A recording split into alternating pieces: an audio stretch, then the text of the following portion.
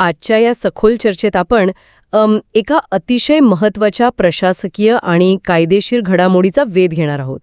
म्हणजे एका विशिष्ट प्रशासकीय मर्यादेमुळे वर्षानुवर्षे आर्थिक लाभापासून वंचित राहिलेल्या हजारो शिक्षकांना समान काम समान वेतन या तत्वाने कसा न्याय मिळवून दिला हे आपण आज समजून घेणार आहोत. नक्कीच.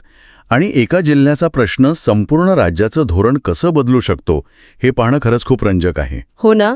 आणि या विश्लेषणासाठी आपल्याकडे 2 अत्यंत महत्त्वाचे स्रोत आहेत.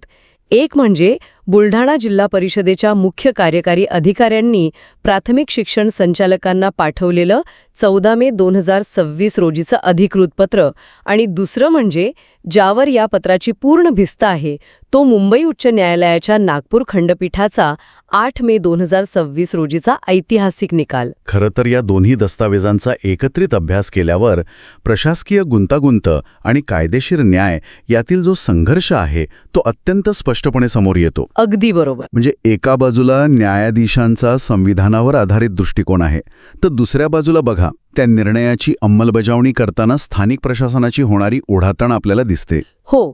आणि हे संपूर्ण प्रकरण नक्की काय आहे हे समजून घेण्यासाठी आपण एका साध्या उदाहरणापासून सुरुवात करूया. म्हणजे मी विचार करत होते, समजा एका कारखान्यात 3 कामगार आहेत. तिघेही रोज सारखेच आणि तितकेच जड ओझे उचलण्याचं काम करतात. त्यांचा कामाचा वेळ सारखाच आहे, त्यांची मेहनत सारखीच आहे आणि कौशल्यही सारखंच आहे. पण महिन्याच्या शेवटी जेव्हा पगार देण्याची वेळ येते तेव्हा मालक त्यातला फक्त एकालाच जास्त पगार देतो आणि बाकी दोघांना कमी. अरेच्या. का? तर मालक सांगतो की तो पहिला कामगार ह्या दोघांच्या आधी कामाला लागला होता. ऐकायलाच हे किती अन्यायकारक आणि विचित्र वाटतं, नाही का? अगदीच. कोणत्याही सामान्य माणसाला हे चुकीचंच वाटेल. पण प्रत्यक्षात महाराष्ट्रातील शिक्षण व्यवस्थेत एका शासन निर्णयामुळे नेमकं हेच घडत होतं. इयत्ता 6वी ते 8वीला शिकवणाऱ्या शिक्षकांपैकी फक्त 1/3 म्हणजे फक्त 33% शिक्षकांनाच त्यांच्या सेवा ज्येष्ठतेनुसार पदवीधर वेतनश्रेणी दिली जात होती. हो. आणि प्रशासनाने 2016 मध्ये हा 1/3चा कोटा का आणला असावा यामागची पार्श्वभूमी समजून घेणं इथे खूप आवश्यक आहे. म्हणजे तो RTIचा कायदा. बरोबर. अगदी बरोबर. जेव्हा बालकांचा मोफत व सक्तीच्या शिक्षणाचा अधिकार अधिनियम 2009 म्हणजेच RTI लागू झाला, तेव्हा उच्च प्राथमिक स्तरावर म्हणजेच 6वी ते 8वीच्या वर्गांसाठी विज्ञान, गणित, भाषा आणि सामाजिक शास्त्र अशा विशिष्ट विषय शिक्षकांची गरज निर्माण झाली. अच्छा. आता या शिक्षकांना पदवीधर वेतनश्रेणी देणं क्रमप्राप्त होतं. पण राज्याच्या तिजोरीवर अचानक फार मोठा आर्थिक भार पडू नये म्हणून शासनाने 13 ऑक्टोबर 2016 रोजी एक शासन निर्णय म्हणजे एक GR काढला. आणि तिथेच खरी मेख होती ना? हो. या GR मधील मुद्दा क्रमांक 3 नुसार त्यांनी अशी अट घातली की जे पदवीधर शिक्षक आहेत त्यातील सेवाज्येष्ठतेनुसार फक्त 1/3 शिक्षकांनाच ही वेतनश्रेणी दिली जाईल. बापरे. म्हणजे शासनाने आपला आर्थिक भार कमी करण्यासाठी थेट समानतेच्या अधिकारालाच कात्री लावली. म्हणजे बघा, एकाच शाळेत विज्ञान शिकवणारे 2 शिक्षक, दोघांचीही शैक्षणिक पात्रता BSc BEd, दोघेही 6वी ते 8वीच्याच मुलांना शिकवतायत. पण एकाला पदवीधर वेतनश्रेणी मिळतेय आणि दुसरा केवळ सेवेत नंतर आला म्हणून त्याला ती मिळत नाहीये. याच भेदभावाविरुद्ध मग नंदकिशोर सुसर, गजानन बाहेकर, मिर्झा इझारुल्ला बेग आणि गजानन नावकार यांच्यासह एकूण 260 विषय शिक्षक एकत्र आले. हो. आणि त्यांनी उच्च न्यायालयात याचिका दाखल केल्या. याच याचिकांवर सुनावणी करताना नागपूर खंडपीठाने 8 मे 2026 रोजी जो निकाल दिला तो शिक्षण विभागासाठी खऱ्या अर्थाने डोळे उघडणारा ठरला. म्हणजे न्यायालयाने नक्की काय निर्णय नोंदवला यात? न्यायालयाने अत्यंत स्पष्ट शब्दात नमूद केलं की हा 13 ऑक्टोबर 2016च्या शासन निर्णयातील मुद्दा क्रमांक 3 घटनाबाह्य आणि भेदभाव करणारा आहे. बापरे. थेट घटनाबाह्य? हो. त्यांनी थेट भारतीय संविधानाच्या कलम 14चा आधार घेतला. कलम 14 हे प्रत्येक नागरिकाला समानतेचा अधिकार देतं. जेव्हा सर्व विषय शिक्षक समान कर्तव्य पार पाडत आहेत तेव्हा केवळ ज्येष्ठतेच्या आधारावर अशी 1/3ची मर्यादा घालणे हे समानतेचा अधिकाराचं थेट उल्लंघन आहे. बरोबर. कामाचं स्वरूप समान असेल तर वेतनही समान असलंच पाहिजे असं न्यायालयाने ठणकावून सांगितलं. पण एक मिनिट, इथे कायद्याच्या भाषेतील एक महत्त्वाचा पैलू मला समजून घ्यायचा आहे. या निकालाचा अर्थ लावताना अनेकदा गोंधळ उडतो. म्हणजे बघा, न्यायालयाने हा नियम घटनाबाह्य ठरवला, हां, पण सध्या अशी चर्चा आहे की हा निकाल केवळ त्या 260 याचिकाकर्त्यांपुरताच मर्यादित आहे. माझं काय म्हणणं आहे, जर तो नियमच बेकायदेशीर आहे तर मग त्याचा फायदा आपोआप महाराष्ट्रातील प्रत्येक विषय शिक्षकाला मिळायला नको का? तो फक्त याचिका दाखल करणाऱ्यांपुरता मर्यादित कसा राहू शकतो? हां, खूप चांगला प्रश्न आहे. कायदेशीर प्रक्रिया आणि प्रशासकीय अंमलबजावणी यातील ही एक मोठी दरी आहे. आता कसं आहे, न्यायालयात जेव्हा एखादा गट दाद मागतो आणि न्यायालय प्रशासनाला आदेश देतं, तेव्हा कायद्याच्या भाषेत त्याला मॅन्डमस किंवा परमादेश म्हणतात. अच्छा, मॅन्डमस. हो, या परमादेशानुसार न्यायालयाने प्रशासनाला स्पष्ट निर्देश दिले की या 260 याचिकाकर्त्यांना 8 आठवड्यांच्या आत त्यांची वाढीव पदवीधर वेतनश्रेणी आणि थकबाकी द्या. प्रशासनाला तो आदेश पाळणं बंधनकारक असतं, त्यामुळे सुरुवातीला हा फायदा फक्त या याचिकाकर्त्यांना मिळताना दिसतो. म्हणजे फक्त जे कोर्टात गेले त्यांना आधी न्याय मिळाला. बरोबर. पण त्याचवेळी, आणि ही खूप महत्वाची गोष्ट आहे, न्यायालयाने तो 1/3 मूळ नियमच अल्ट्रावायरस म्हणजेच घटनाबाह्य ठरवला आहे. म्हणजे तो नियम मुळातच रद्दबातल ठरला. अगदी बरोबर. त्याचा अर्थ असा होतो की भविष्यात तो भेदभाव करणारा नियम इतर कोणालाही लागू करता येणार नाही. महाराष्ट्रातील 6वी ते 8वीच्या इतर सर्व विषय शिक्षकांना पदवीधर वेतनश्रेणी मिळण्याचा मार्ग या निकालामुळे मोकळा झाला आहे. नक्कीच. पण मग यातून एक प्रशासकीय पेच निर्माण होतो ना. राज्यातील बाकीच्या शिक्षकांच्या खात्यात पैसे जमा होण्यासाठी त्यांनाही न्यायालयात जावं लागेल किंवा शासनाला स्वतःहून संपूर्ण राज्यासाठी नवा नियम काढावा लागेल. मला वाटतं बुलढाण्याच्या मुख्य कार्यकारी अधिकाऱ्यांनी 14 मे रोजी पुणे येथील शिक्षण संचालकांना जे पत्र पाठवलं त्याची नेमकी पार्श्वभूमी हीच आहे. अगदी 100% बरोबर. बुलढाण्याच्या सीओंसमोर 2 अत्यंत गंभीर संकटं उभी होती. पहिलं संकट वेळेचं आणि पैशांचं. म्हणजे 8 आठवड्यांची जी मुदत होती ती. हो. न्यायालयाच्या आदेशानुसार अवघ्या 8 आठवड्यात या याचिकाकर्त्यांना थकबाकी म्हणजे अरियर्स द्यायचेत. एखाद्या शिक्षकाला 5 ते 10 वर्षांची थकबाकी द्यायची म्हणजे हा काही लाखांचा आकडा असतो. जिल्हा परिषदेकडे एवढा निधी अचानक उपलब्ध नसतो. बापरे, म्हणजे बजेटचा मोठा प्रश्न आहे हा. नक्कीच. आणि दुसरं संकट अधिकाराचं. जर सीईओनी स्वतःच्या अधिकारात जिल्ह्यातील इतर सर्व शिक्षकांना हा नियम लागू करून टाकला तर ते राज्य शासनाच्या धोरणाचं थेट उल्लंघन ठरेल. अच्छा, कारण तो GR राज्याचा होता. हो, 2016चा GR राज्याच्या शिक्षण विभागाने काढला होता. तो रद्द करण्याचा किंवा बदलण्याचा अधिकार स्थानिक पातळीवर जिल्हा परिषदेला नाहीये. म्हणून त्यांनी शिक्षण संचालकांना पत्र लिहून अत्यंत हुशारीने प्रशासकीय मार्ग काढला.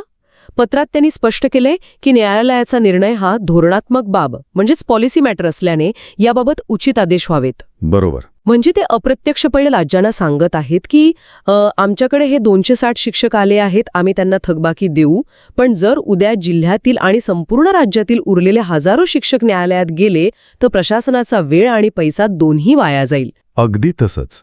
त्यापेक्षा तुम्हीच तो जुना GR दुरुस्त करा आणि संपूर्ण राज्यासाठी सरसकट पदवीधर वेतनश्रेणी लागू करण्याचं नवीन धोरण जाहीर करा, असं त्यांना म्हणायचंय. प्रशासकीय भाषेत यालाच योग्य माध्यमातून धोरणात्मक मार्गदर्शन मागणं असं म्हणतात. बुलढाण्याच्या पत्राचा मुख्य उद्देश शासनाकडून हे नवीन धोरण मंजूर करून घेणं हाच आहे, जेणेकरून एका शिक्षकाला न्यायालयात जाण्याची गरज पडणार नाही. जेव्हा एखादा नियम घटनाबाह्य ठरतो तेव्हा शासनावर कायदेशीर आणि नैतिक दबाव असतो की त्यांनी संपूर्ण राज्यासाठी सुधारित आदेश काढावा.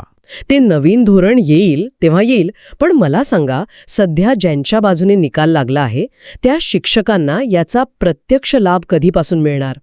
कारण पदवीधर वेतनश्रेणी लागू करण्याच्या तारखांबाबत काही अटी असतात ना. कोणी आधीपासून पदवीधर असतं तर कोणी सेवेत आल्यावर पदवी पूर्ण करतं.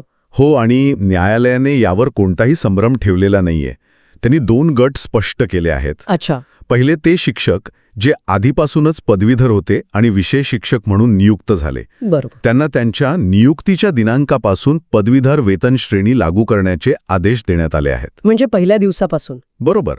आणि दुसरे ते शिक्षक ज्यांनी नोकरीत लागताना कदाचित पदवी घेतलेली नसेल, पण सेवेत असताना नियमानुसार 5 वर्षांच्या आत ती आवश्यक शैक्षणिक अर्हता प्राप्त केली. अशा शिक्षकांच्या बाबतीत न्यायालयाने सांगितलं आहे की त्यांनी अर्हता प्राप्त केल्याच्या दिनांकापासून हा लाभ दिला जावा. हे पूर्णपणे तर्कसंगत आहे. जेव्हा तुम्ही ती पात्रता मिळवली तेव्हापासून तुम्ही त्या वेतनश्रेणीस पात्र ठरता. पण थांबा, इथे मला एक दुसरी बाजू मांडायची आहे. बोला.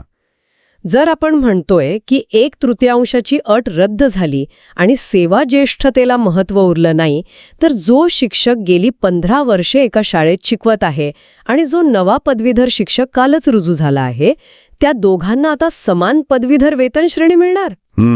जुन्या शिक्षकांसाठी, ज्यांनी अनेक वर्षे निष्ठेनं काम केलंय, त्यांच्यासाठी हा एक नवा अन्याय नाही का वाटत?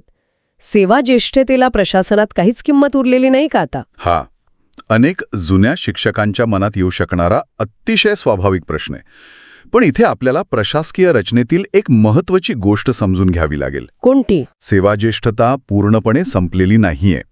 जो शिक्षक 15 वर्ष काम करत आहे त्याच्या मूळ वेतनात दरवर्षी होणारी वाढ म्हणजेच ॲन्युअल इन्क्रिमेंट्स, त्याची वरिष्ठ वेतन श्रेणी, तसंच भविष्यात मुख्याध्यापक किंवा केंद्रप्रमुख पदासाठी मिळणारी बढती किंवा प्रशासकीय बदल्या, या सर्व ठिकाणी त्याची सेवाज्येष्ठता आजही ग्राह्य धरली जाणार आहे. अच्छा, म्हणजे सिनियरिटीचे इतर फायदे आहेतच. हो ना. फरक फक्त एवढाच पडला आहे की पदवीधर वेतन श्रेणीचा जो मूलभूत लाभ आहे तो अडवून ठेवण्यासाठी आता ज्येष्ठतेचा वापर केला जाणार नाही. म्हणजे फक्त एका विशिष्ट वेतन श्रेणीचा लाभ घेण्यासाठी सिनियरिटीचा जो अडसर होता तो दूर झाला आहे. बाकी प्रशासकीय कामांसाठी ज्येष्ठता आजही महत्वाची आहे. तंतोतंत. आणि अजून एक गैरसमज असा असतो की संपूर्ण 2016चा शासन निर्णयच आता रद्द झाला आहे. तसं अजिबात नाही. अरे, म्हणजे पूर्ण GR रद्द नाहीये? नाही. RTE 2009 नुसार उच्च प्राथमिक स्तरावर विषयांचे जे संवर्ग ठरवले आहेत, जसे की विज्ञान व गणित, भाषा आणि सामाजिक शास्त्र, ते संवर्ग तसेच राहतील. प्रत्येक संवर्गातील किमान एक शिक्षक असण्याची अट आजही कायम आहे. न्यायालयाने फक्त त्यातील मुद्दा क्रमांक 3ला घटनाबाह्य ठरवलंय, जो त्या 1/3 मर्यादेशी संबंधित होता. मला हे एखाद्या थिएटरसारखं वाटतंय. म्हणजे 2016च्या GRचं ते थिएटर आणि त्याचे नियम आजही तसेच उभे आहेत. फक्त आतल्या VIP बाल्कनीत, म्हणजेच पदवीधर वेतन श्रेणीत जाण्यासाठी आधी फक्त पहिल्या आलेल्या 1/3 लोकांनाच प्रवेश दिला जायचा. अगदी बरोबर. आता न्यायालयाने ती अट काढून सर्वांसाठी ती VIP बाल्कनी खुली केली आहे. फक्त तुमच्याकडे पदवी नावाचं तिकीट असायला हवं. अतिशय समर्पक उदाहरण आहे. ते तिकीट असल्याशिवाय प्रवेश नाही, पण केवळ रांगेत उशिरा उभे राहिलात म्हणून आता तुम्हाला प्रवेश नाकारला जाणार नाही. हा निर्णय खरं तर फक्त आर्थिक लाभापुरता मर्यादित नाही, तर तो शिक्षकांच्या आत्मसन्मानाचा विषय आहे. हो, ते नक्कीच. समान काम करून समान शैक्षणिक पात्रता असूनही केवळ ज्येष्ठतेच्या तांत्रिक मुद्द्यावर कमी मानधन मिळणं हे खूप निराशाजनक असतं. 8 मेच्या निकालामुळे ती निराशा दूर झाली आहे. आता खरी कसोटी राज्याच्या वित्त आणि शिक्षण विभागाची आहे. खरंय. बुलढाण्याच्या एका पत्राने आता मंत्रालयात कशी धावपळ उडाली असेल याची आपण कल्पना करू शकतो. हजारो शिक्षकांना एकाच वेळी पदवीधर वेतन श्रेणी लागू करणे आणि त्यांची मागील थकबाकी देणं हा राज्याच्या तिजोरीवर मोठा ताण आणणारा निर्णय आहे. नक्कीच. म्हणूनच 8 आठवड्यांची जी कालमर्यादा न्यायालयाने दिली आहे ती खूप महत्त्वपूर्ण ठरते. प्रशासनाला आता चालढकल करता येणार नाही. त्यांना तातडीने वित्त विभाग, विधी आणि न्याय विभाग आणि शिक्षण विभाग यांच्या संयुक्त बैठका घेऊन एक ठोस धोरणात्मक निर्णय घ्यावाच लागेल. आणि बुलढाण्याच्या CEOनी पत्र पाठवून हाच रेटा निर्माण केला आहे. जर वेळेत धोरणात्मक निर्णय झाला नाही तर स्थानिक प्रशासनावर न्यायालयाच्या अवमानाची म्हणजेच कंटेम्प्ट ऑफ कोर्टची कारवाई होऊ शकते, हे त्यांनी अप्रत्यक्षपणे राज्याला लक्षात आणून दिलं आहे. एका प्रशासकीय अधिकाऱ्यांनी घेतलेली ही अतिशय सावध आणि योग्य भूमिका आहे. या संपूर्ण विश्लेषणातून एक गोष्ट नक्कीच स्पष्ट होते. एका जिल्ह्यामधून सुरू झालेला आणि 260 याचिकाकर्त्यांनी लढलेला हा कायदेशीर लढा आता संपूर्ण महाराष्ट्राच्या शिक्षण विभागाचं आर्थिक धोरण कसं बदलू पाहत आहे हे आपण पाहिलं. 1/3 अटीचा झालेला अंत आणि समान काम समान वेतन या संविधानातील तत्वाचा हा एक मोठा विजय आहे. प्रशासकीय लालफितशाहीत अडकलेला एखादा जुना नियम, जो वरवर पाहता केवळ राज्याचा आर्थिक भार कमी करण्याची प्रशासकीय सोय वाटतो, तो संविधानाच्या कसोटीवर कसा टिकू शकत नाही हे यातून शिकायला मिळतं. अगदी बरोबर. जेव्हा धोरणकर्ते केवळ आर्थिक गणित बसवण्यासाठी संविधानाच्या मूळ तत्वांशी तडजोड करतात, तेव्हा न्यायव्यवस्था कशी हस्तक्षेप करते आणि प्रशासनाला योग्य मार्गावर कसा आणते याचा हा एक उत्तम वस्तुपाठ आहे. पण जाता जाता या निमित्ताने एक वेगळाच विचार माझ्या मनात येतोय. कोणता विचार? जर समान काम समान वेतन या मूलभूत तत्वाने शिक्षण विभागातील हा 1/3चा कोटा इतक्या यशस्वीरित्या मोडून काढला असेल तर आपल्या सरकारी व्यवस्थेत इतर कितीतरी विभागांमध्ये अशाच प्रकारच्या कोट्यावर किंवा केवळ सेवाज्येष्ठतेवर आधारित वेतन किंवा बढतीचे नियम आजही अस्तित्वात असतील.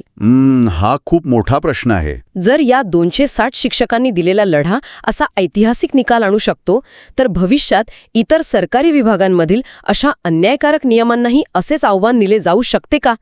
त्या कारखान्यातील इतर कामगारही कधीतरी नक्कीच बंड करतील, नाही का? श्रोत्यांसाठी ही नक्कीच विचार करायला लावणारी गोष्ट आहे.